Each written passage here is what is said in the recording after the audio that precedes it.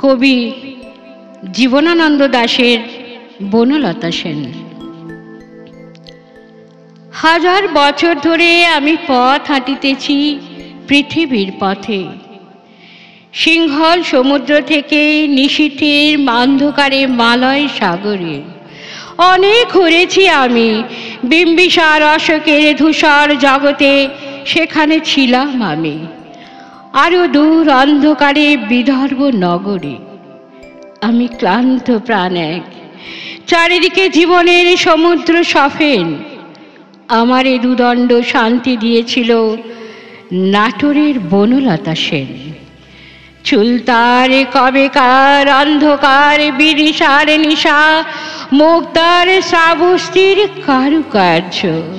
অতি দূর সমুদ্রের পর হাল ভেঙে যে নাবিক হারাইছে দিশা, সবুজ ঘাসের দেশ যখন সে চোখে দেখে দারুচিনি দ্বীপের ভিতর,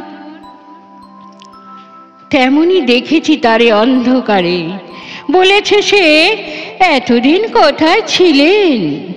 পাখির নীরের মতো চোখ তুলে নাটোরের বনলতা সেন।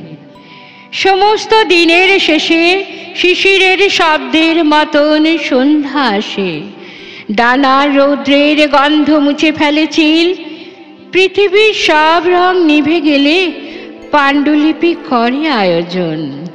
তখন গল্পের তরে জোনাকির রঙে ঝিলমিল।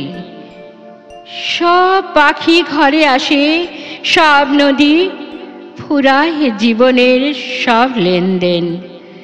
থাকে শুধু অন্ধকার, মুখোমুখি বসিবার বনলতা সেন। থাকে শুধু অন্ধকার, মুখোমুখি বসিবার বনলতা সেন। থাকে শুধু অন্ধকার, মুখোমুখি বসিবার বনলতা সেন।